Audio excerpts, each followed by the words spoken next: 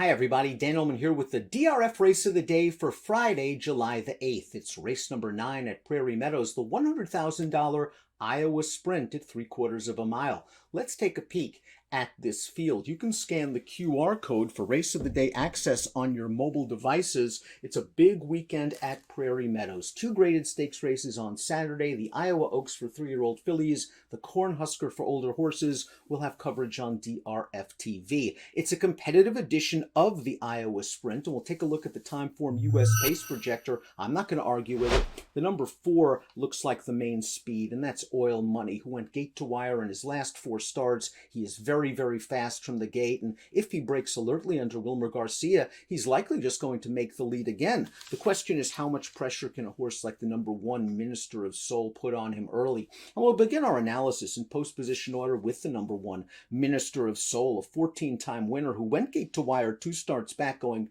5.5 at Turf Paradise.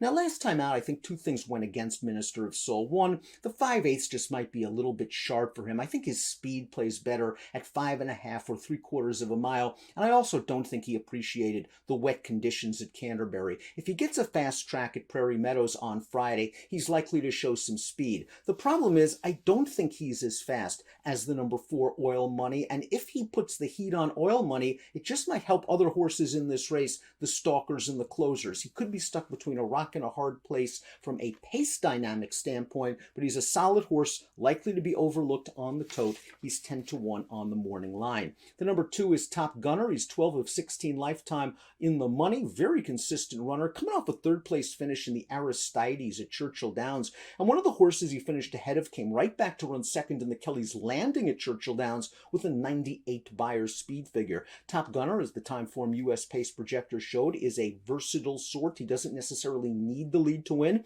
I think he will tuck in behind the 1 and the 4 and try to make a strong turn bid under Raylu Gutierrez. His Buyer's speed figures are very competitive. He will get Lasix once again after racing without in his last 2 stakes tries at Churchill Downs. He looks like a very logical contender. The question is how low you want to go. From a wagering standpoint, he's 2-1 on the morning line. The number 3 is Ultimate. Let's watch his last race. It was at Prairie Meadows. This is a 2nd level allowance going 3/4 of a mile. He rallied from off the pace to win that day. He should get a hot pace to rally into in here. This horse was taken for $30,000 on New Year's Eve at Oaklawn and has done very well for trainer Timothy Martin. Again, the pace scenario should work to Ultimate's advantage. The question is he good enough? Is he fast enough? His career best Buyer is an 85. He's going to be facing horses that regularly Buyer in the mid-90s, some even higher, including the 4 Oil Money, who popped a 101 Buyer speed figure in his most recent start. He is 3 for 3 at Prairie Meadows. He hasn't been headed in his last 4 races, and let's watch his last start, the Ed Skinner at Prairie Meadows last month, where he went right to the lead, and you just don't win any easier than this. 101 Buyer speed figure seems a little bit of an outlier because he had been Buyering numbers in the mid-80s, and when you look at a number like that just pops off the page and seems to be a bit of an anomaly, you have to analyze, well, what happened? Was there a speed favoring track? Well, I looked over the results and watched some of the races at Prairie Meadows that day, and closers won their share of races. Was the pace slow and he was helped by just a friendly pace scenario? Timeform US had the 2nd fraction color-coded red. They felt that interior fraction was fast, and Oil Money was extending his lead on the turn, doing a lot of running in that situation. Maybe the 101 is slightly inflated, but nonetheless, he's a horse that loves Prairie Meadows. He's likely to make the lead. He's got the best last figure. He is in blazing form, 5-2 on the morning line. Baytown Bear has done very well since being reclaimed. He was 3rd last time out in the Mighty Bowen off-turf race at Churchill Downs. He faced a very good horse that day. Just Might was 2-5. Just Might's a horse that wins on turf. On dirt, has won a lot of races and would be very tough if he was in here. Baytown Bear might be more of a 5/8 of a mile horse than a true 3/4 animal, but he ran well in the Honor of the Hero over a wet track 2 starts back. He's versatile enough to win from on the lead or from off the pace on wet tracks and on fast going. It's just a similar situation as Ultimate. Is he fast enough to win this race? Best Buyer 82 on fast dirt going into this. The 6 is Chicks Dig Scars, and Chicks Dig Scars was expected to try to put a little heat on Oil Money in the Ed Skinner, the race we just showed you with Oil Money. Instead, he was taken from off of the pace, made a run into the 2nd spot, but was no match for Oil Money. He chased Oil Money in vain 2 starts back. He had an excuse that day. It was his first start off of a lengthy layoff. But after watching the Ed Skinner, I just wonder if Oil Money at this point is just slightly superior to Chicks Dig Scars.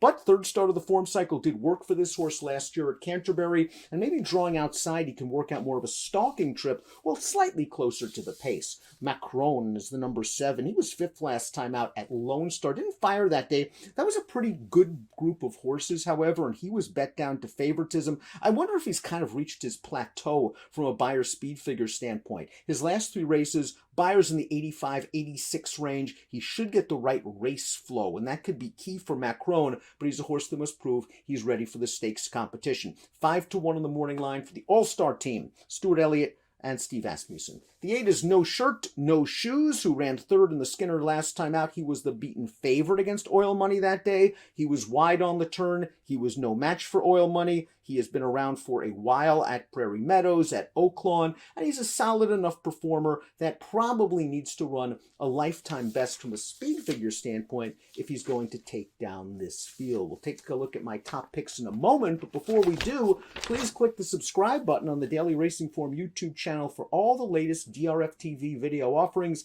Del Mar, Saratoga, right around the corner. I'm going to go with Oil Money. I'm a little concerned that 101 Beyer speed figure is inflated, but I think he's going to get to the lead again. He seems like he can do no wrong at Prairie Meadows with a 3-for-3 record. And I think he's going to have these on a hard chase a long way out. 4-2-7-6 for me in the Iowa Sprint. It's the Friday DRF Race of the Day.